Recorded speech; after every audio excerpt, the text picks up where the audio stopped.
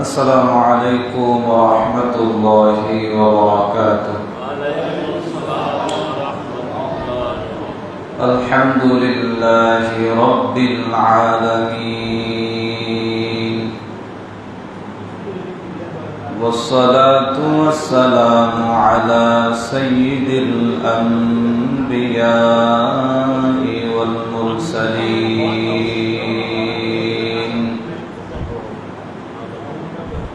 وعلى آله وأصحابه أجمعين. أما بعد، فأعوذ بالله من الشيطان الرجيم. بسم الله الرحمن الرحيم.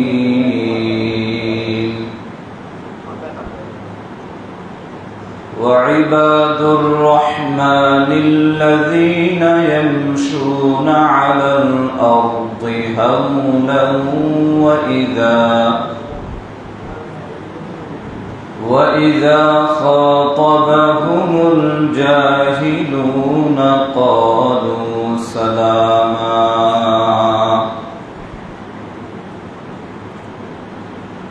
صدق الله العظيم، صدق رسوله النبي الكريم، ونحن على ذلك من الشاهدين والشاكرين والذاكرين، والحمد لله رب العالمين.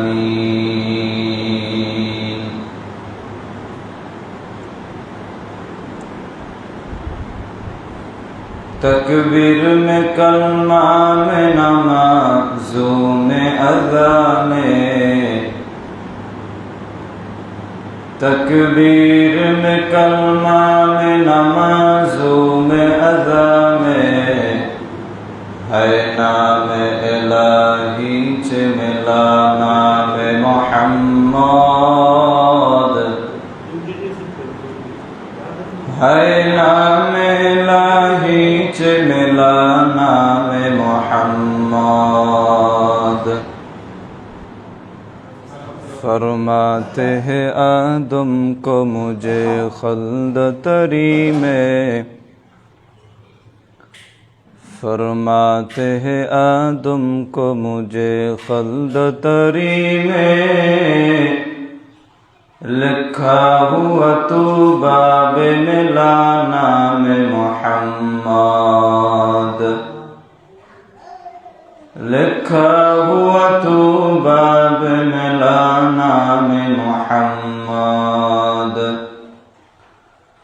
ہے میم میں محبوب یوں مطلق کا اشارہ،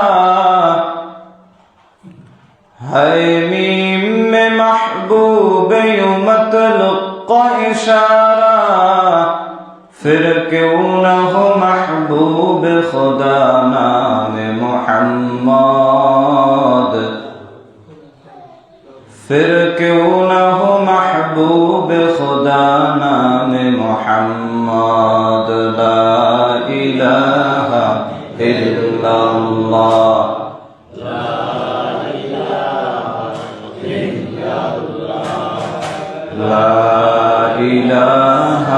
الا اللہ، لا الہ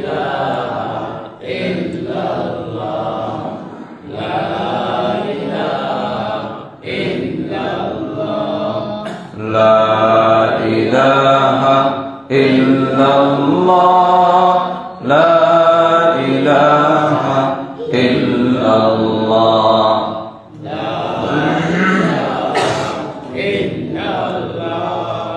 لا الہ الا اللہ، لا الہ الا اللہ، لا الہ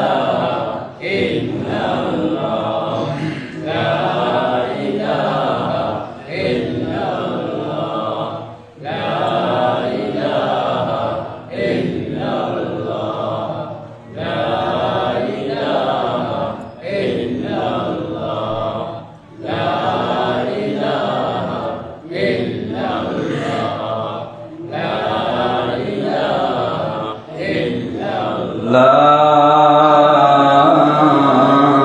ইলাহা ইল্লাল্লাহু মুহাম্মাদুর রাসূলুল্লাহ সাল্লাল্লাহু আলাইহি ওয়াসাল্লাম। আল্লাহ পাকের দরবারে লাখো কোটি শুকর ও সুজুদ যে মহান আল্লাহ পাক রব্বুল আলামিন আমাদেরকে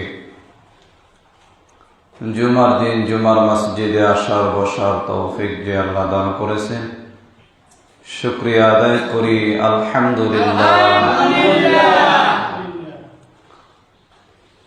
বয়ান চলতেছিল আমাদের জীবন সম্পর্কে। আল্লাহ তাআলা জিজ্ঞাসাবাদ করবেন যে আমাদের জীবন আমরা কিভাবে কাটিয়েছি। এই জবাব যদি আমাদেরকে দিতে হয় তাহলে আমাদেরকে খাঁটি মুমিন হতে হবে। শুধু নামের মুসলমান হলে হবে না, কাজের মুসলমান হওয়া লাগবে। খাঁটি মুমিন হওয়ার জন্য একটা সূরার ভিতরে 10টা গুণের কথা বলা হয়েছে। 1 নম্বর গুণ নিয়ে আলোচনা চলতেছিল। 1 নম্বর গুণ হইল বিনয়ী অর্জন করা। 1 নম্বর গুণ কি? মুখস্থ রাখবেন। 1 নম্বর গুণ হলো বিনয়ী অর্জন করা, নম্রতার গুণ অর্জন করা। যার ভিতরে বিনয়ী নাই, নম্রতা নাই, তার ভিতরে আছে অহংকার। তার ভিতরে কি আছে? অহংকার। আর পয়গম্বর আলাইহিস সালাতু ওয়াস সালাম বলেন, যার ভিতরে যারা পরিমাণ অহংকার থাকবে সে জান্নাতে প্রবেশ করতে পারবে না। বুঝছেন খুব ভালো করে? যার ভিতরে যারা পরিমাণ অহংকার থাকবে সে জান্নাতে প্রবেশ করতে পারবে না। তার মানে কি অহংকারটা খুব সামান্য গুনাহ নাকি? না, অহংকার বড় মারাত্মক এক গুনাহ। অহংকার মানে কি? অহংকার মানে হইল নিজেকে নিজে বড় মনে করা, যে আমার চাইতে বড় কেউ নাই, আমার চাইতে ভালো কেউ নাই, আমার অনেক মান সম্মান, আমার শিক্ষা যোগ্যতা অনেক বেশি, আমার ধন সম্পদ অনেক বেশি, অন্যের তুলনায় আমি অনেক বড়। এটা মনে করার নাম হলো অহংকার। বলে এক মা থেকে যেমন অনেক সন্তানের জন্ম নেয়, এক অহংকার থেকেও অনেক গুনার জন্ম নেয়। এই অহংকারের কারণেই মানুষ হিংসা করে, অহংকারের কারণেই মানুষ গীবত করে, অহংকারের কারণেই মানুষ অন্যকে কষ্ট দেয়। এই অহংকারের কারণে। তবে এ কথা মনে রাখতে হবে, অহংকার দূর করা, বিনয়ী অর্জন করা এত সহজ না, অনেক কঠিন, অনেক মেহনত করা লাগবে।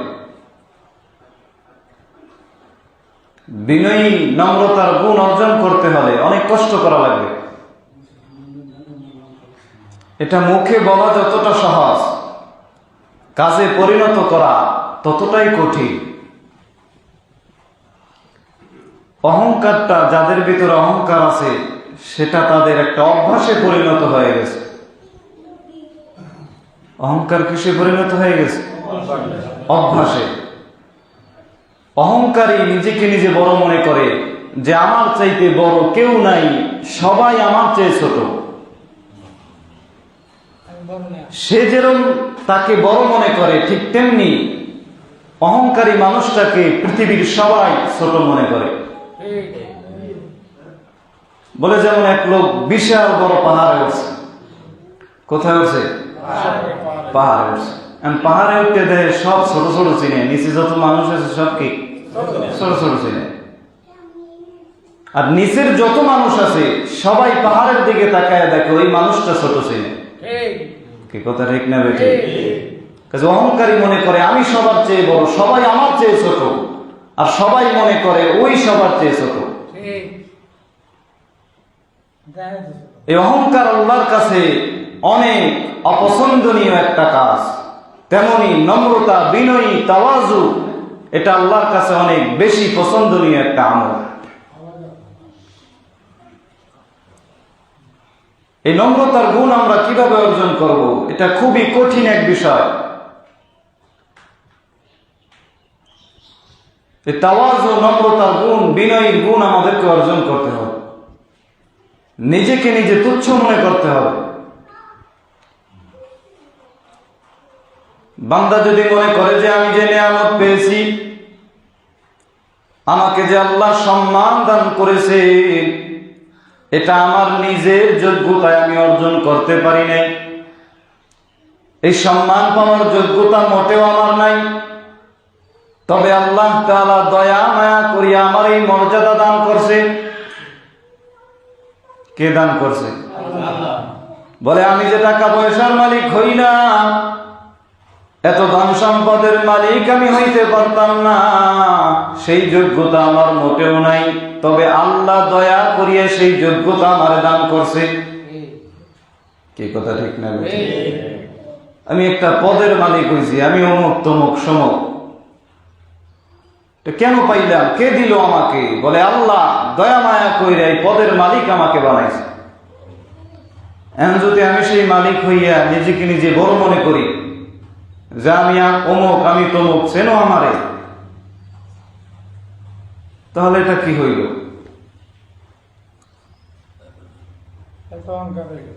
অহংকার করার অধিকার একমাত্র আল্লাহর আছে, কারণ তিনি সবকিছুর মালিক। আমরা যা ভোগ করতেছি, যা পাইতেছি, কিছুরই মালিক আমরা না। বলেন কিছুরই মালিক কে? আমরা সবকিছুর মালিক কে? আল্লাহ দয়া মায়া করে আমাদেরকে দান করেন। অহংকার তো তার মানায়, আমাদের অহংকার মানায়। বলে আমরা হইলাম মাটির মানুষ, মাটির নিয়ম হলো পায়ের নিচে থাকা। মাটি যতক্ষণ পর্যন্ত পায়ের নিচে থাকে, মাটিকে মানুষ সম্মান করে, শ্রদ্ধা করে, ভালোবাসে, ভালো জানে। কিন্তু যদি সেই মাটি উড়িয়ায় সে শরীরের ভিতরে পড়ে, তাহলে মানুষ ঝাড়া দিয়ে ফেলায় দেয়। সেই মাটি যদি মানুষের চেহারার উপরে আসিয়া পড়ে, তাহলে মানুষ ধুইয়া ফেলায়, সেই মাটিকে আর সম্মান দেখায় না। মাটির সম্মান থাকে বিনয়ের ভিতরে, মাটির সম্মান থাকে পায়ের নিচে থাকার কারণে।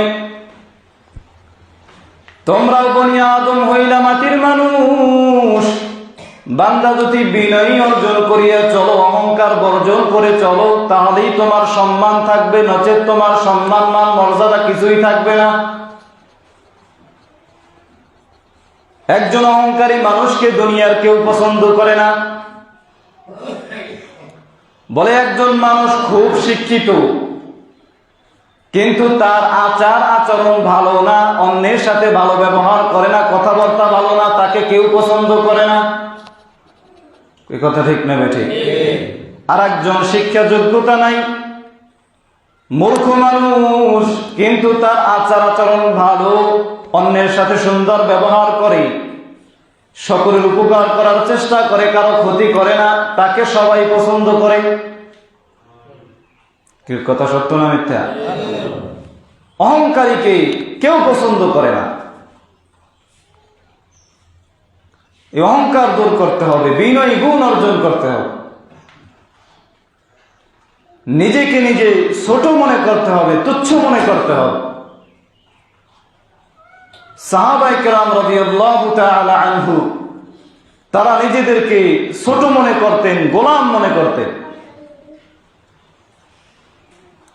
আর আমরা মনে করি আমাদের চেয়ে বড় কেউ নাই, আমার চেয়ে ভালো কেউ নাই। এই অহংকারের কারণেই অনেক রোগের জন্ম নেয়। পয়গম্বর আলাইহিস সালাতু ওয়াস সালাম বলেন, আল মুসলিমু মান সালিমাল মুসলিমুনা মিন লিসানিহি ওয়া ইয়াদিহি। যে আয়াত তেলাওয়াত করছিলাম, সেই আয়াতের ভিতরে বলা হয়েছিল 1 নম্বর গুণ হিসেবে, ওয়া ইবাদুর রাহমানিল্লাযীনা ইয়ামশুনা আলাল আরদি হাওনান ওয়া ইযা খাতাবাহুমুল জাহিলুন وَإِذَا خَاطَبَهُمُ الْجَاهِلُونَ قَالُوا سَلَامًا। বলে খাঁটি মুমিন হইল তারা যারা দুনিয়াতে নম্রভাবে চলে, যারা উগ্রতার পরিচয় দেয় না, যারা ঝগড়া বিবাদে লিপ্ত হয় না, ঝামেলায় লিপ্ত হয় না। যদি কখনো এমন পরিস্থিতির সম্মুখীন হয় যে সোজা কথায় কাজ হয় না, তারপরও তারা সেখান থেকে সরে যায়, তারপরও ঝগড়ায় লিপ্ত হয় না, এটা হলো 1 নম্বর গুণ। পয়গম্বর বলছেন, আল মুসলিমু মান সালিমাল মুসলিমুনা মিন লিসানিহি ওয়া ইয়াদিহি, খাঁটি মুসলমান ওই ব্যক্তি যার মুখ এবং হাত দ্বারা অপর মুসলমান নিরাপদ থাকে। যার মুখ এবং হাত দ্বারা অপর মুসলমান কি থাকে? নিরাপদ থাকে। আর আমরা চিন্তা করলে দেখবো আমাদের মুখ ধারা, আমাদের হাত ধারা, আমাদের মুসলমান ভাই নিরাপদ কি নিরাপদ না, সেটা আমরা চিন্তা করলেই বোঝা যাবে। পয়গম্বর প্রথমে মুখের কথা কেন বললেন? তার কারণ হইল হাত দ্বারা সহজে মানুষকে কষ্ট দেয়া যায় না,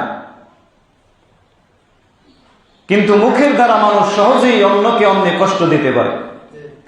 যেমন একজন খুব প্রভাবশালী ব্যক্তি, অনেক টাকাওয়ালা, সম্পদওয়ালা, তাকে একজন সামান্য মানুষ কষ্ট দিতে পারে না হাত দিয়ে। কি বলেন, পারে? কারণ জানে আমি একটা চর মারলে আমার 3টে মারবে। কি কথা ঠিক না? কিন্তু মুখ দিয়ে দিতে পারে। মুখ দিয়ে একজন সামান্য মানুষ একজন প্রভাবশালী ব্যক্তিকে কষ্ট দিতে পারে। তারপরে মুখের দ্বারা কষ্ট দেওয়ার জন্য কাছে থাকার প্রয়োজন নাই। এই দেশ থেকে অন্য দেশের মানুষকেও মুখের দ্বারা কষ্ট দেয়া যায়। কি বলেন, দেওয়া যায় কি যায় না? শুধু তাই না, বলে মুখের কথার মাধ্যমে যেই ব্যক্তি দুনিয়া থেকে বিদায় হয়ে গেছে তার আত্মাও কষ্ট পায় এই মুখের কথার কারণে। মুখ দিয়া মানুষকে কষ্ট দেওয়া বড় সহজ। এজন্য প্রথমেই বলা হয়েছে যে মুসলমান, খাঁটি মুসলমান ওই ব্যক্তি যার মুখ এবং হাত দ্বারা অপর মুসলমান নিরাপদ থাকবে।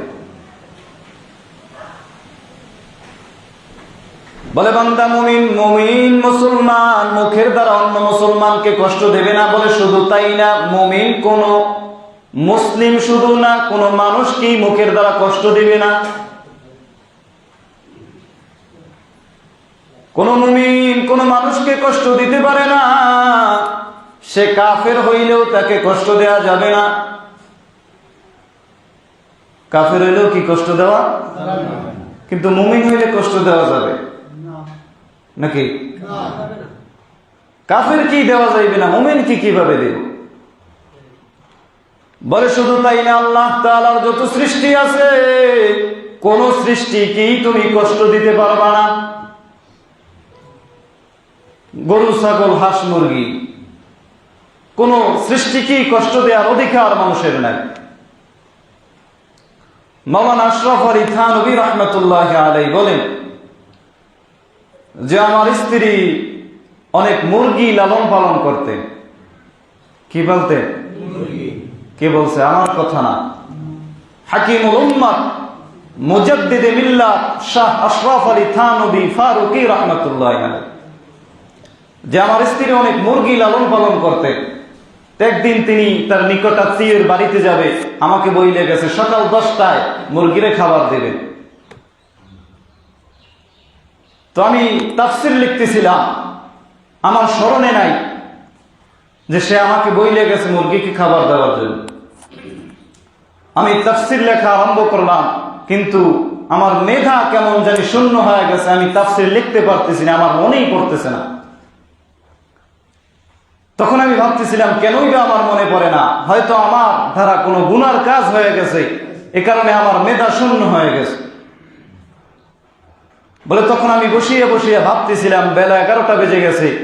তখন মনে পড়ছে, হায় হায়, মুরগিকে তো খাবার দেওয়া হয় নাই। আমি সাথে সাথে কাজগুলো রেখে মুরগিগুলোকে খাবার দিলাম। দেওয়ার পরে আবার তাফসীর লেখা আরম্ভ করলাম। এখন দেখতেছি আগের মতো আমার মেধাটা কেমন জানি ভরপুর হয়ে গেছে, সবকিছু মনে পড়তেছে। আমি লেখা আরম্ভ করিয়া দিলাম। আল্লাহর কোন সৃষ্টি জীবকেও তুমি কষ্ট দিতে পারবা না, আর সেখানে মানুষকে কষ্ট দেওয়া তো বড় দূরের কথা। অথচ আমরা মানুষকে অবলীলায় একে অন্যে কষ্ট দিতেছি, খবর নাই আমাদের। বলে কেমনে অন্যকে কষ্ট দিলাম? সামনাসামনি একজনের সাথে ঝগড়া বাজে তারে গালিগালাজ করলাম, সে মনে কষ্ট পাইছে কি পায় নাই? আবার সে এখানে নাই, অন্য জায়গায় বসিয়া তার নামে গীবত করলাম, তার নামে মিথ্যা তোহমত দিলাম, সেটা সে জানলে কষ্ট পাবে কি পাবে না? একজন মানুষকে কষ্ট দেওয়া কত বড় অন্যায় সেটা বুঝাবার ক্ষমতা আমার নাই। এই মানুষকে কষ্ট দেওয়ার কারণে তার বদদুয়ায় আপনি ধ্বংস হয়ে যেতে পারেন।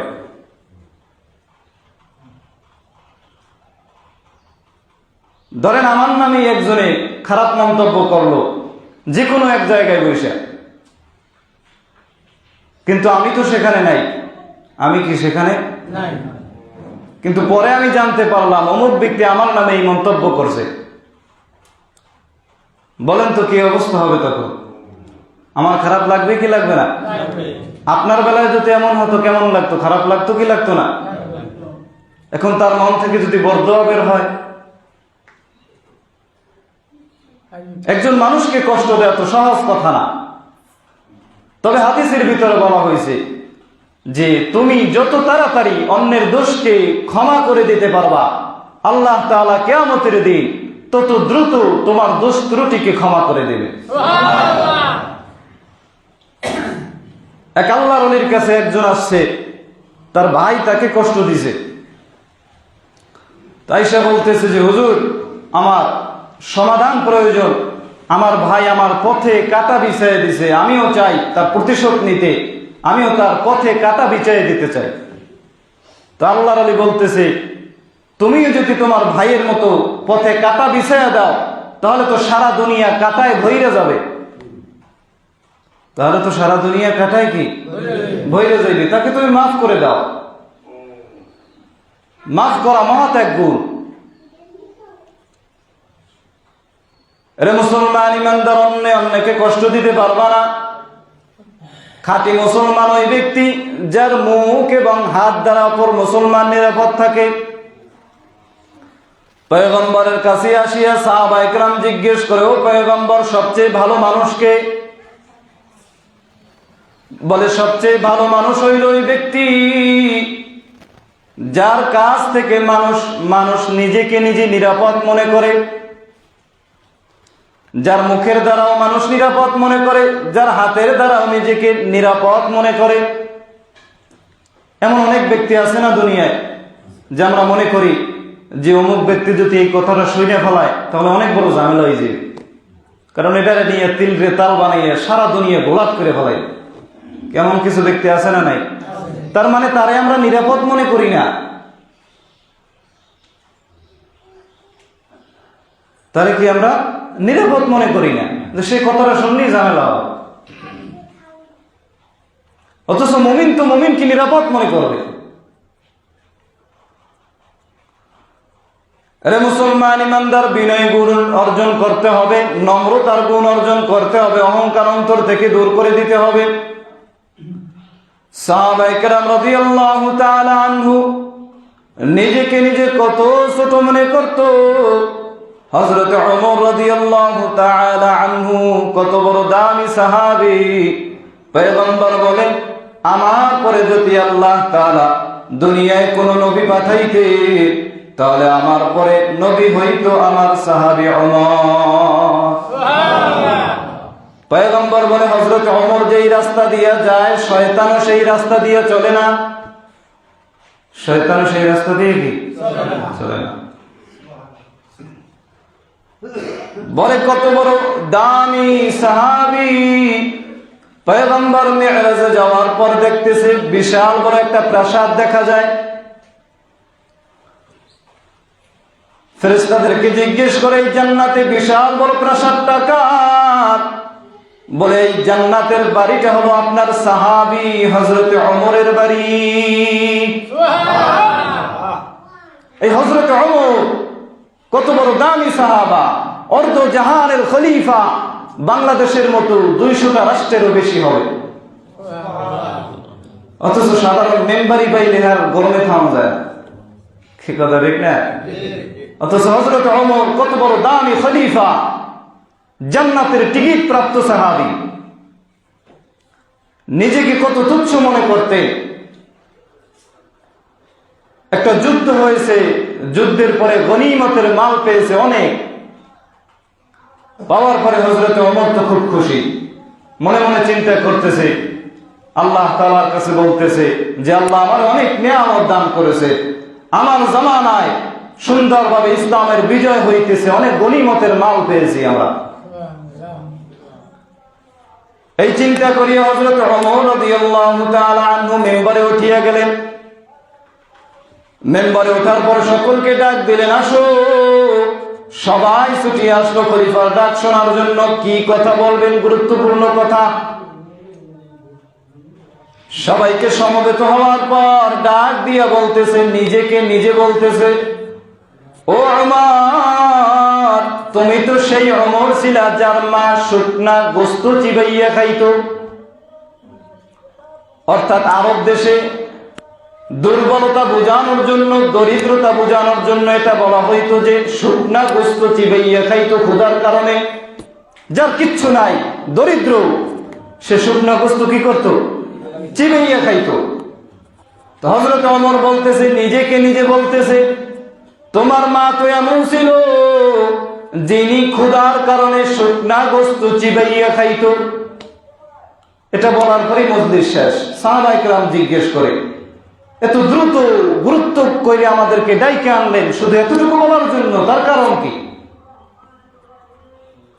বলে, তার কারণ হইল আমার নিজের ভিতরে যেন কোনো অহংকার না আসে।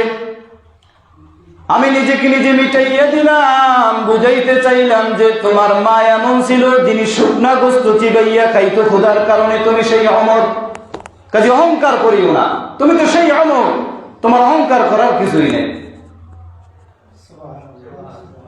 তারা নিজেকে এত ছোট মনে করতে।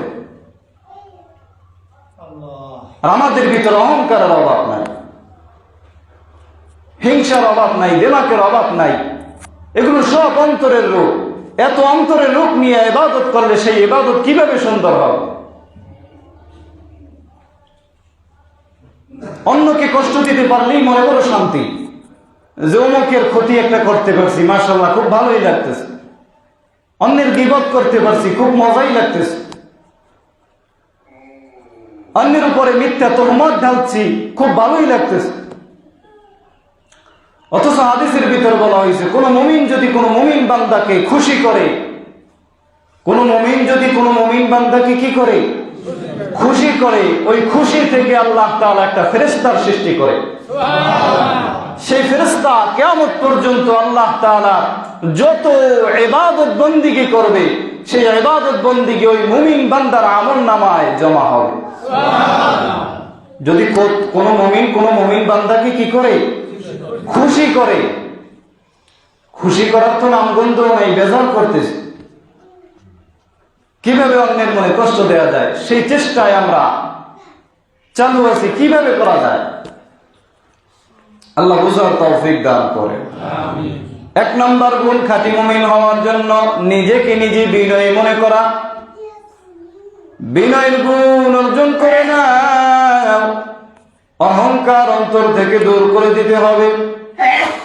কারণ অহংকারের রোগ বড় খারাপ। এই অহংকারের কারণে শয়তানকে আল্লাহ বিতাড়িত করিয়া দিয়েছেন। কাজে কোন মুসলমান, কোন খাঁটি ইমানদার নিজের ভিতরে অহংকার রাখতে পারে না। তার ভিতরে থাকবে বিনয়ী, নম্রতা, তাওয়াজু। নিজেকে নিজে সব সময় ছোট মনে করবে। পয়গম্বর আলাইহিস সালাতু ওয়াস সালাম নিজেকে নিজে তুচ্ছ মনে করতেন।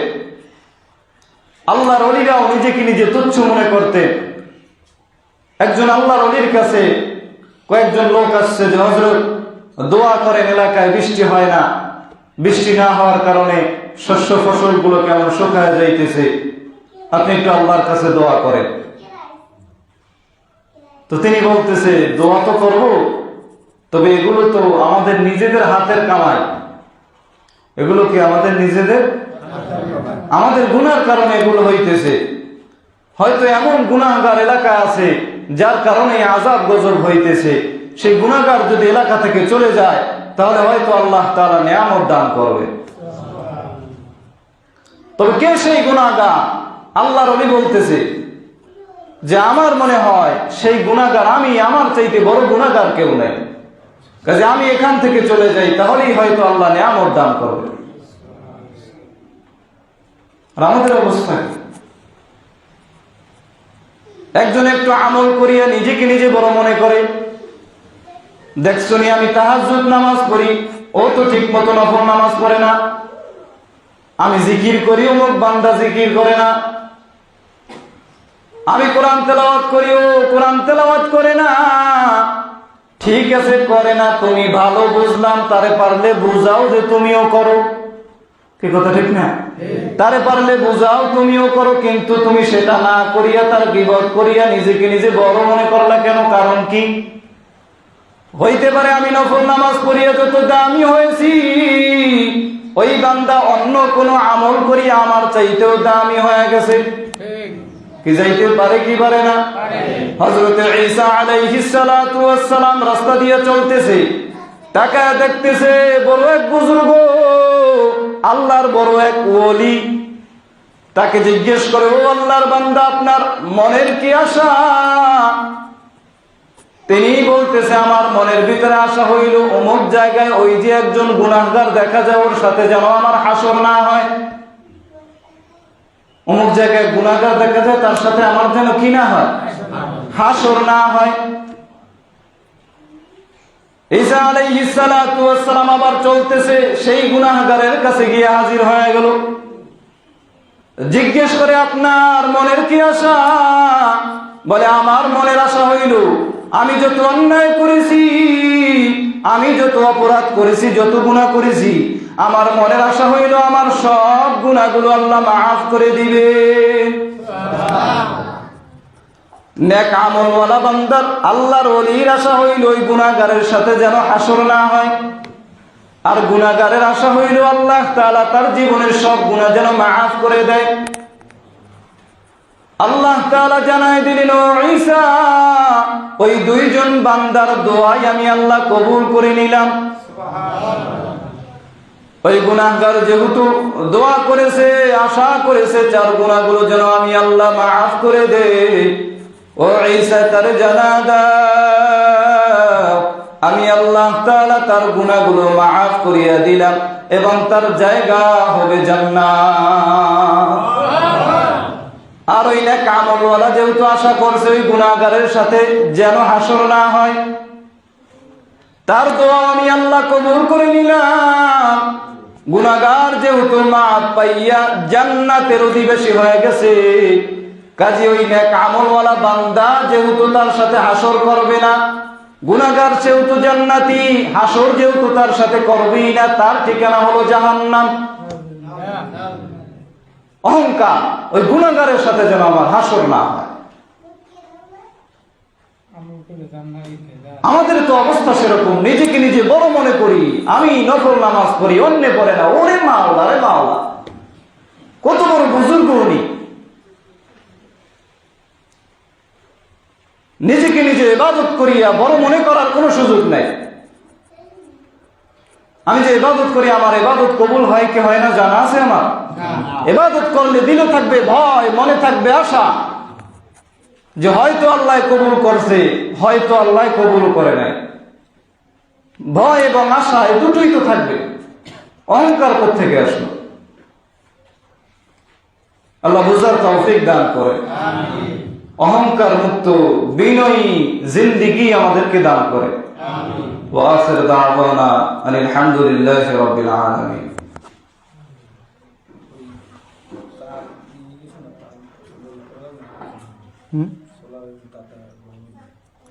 আবার হ্যান ভাই কল লাগবে, ওটা একজনের ধরে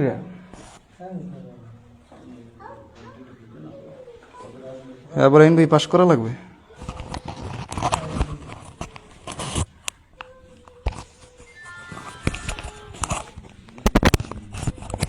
ভাই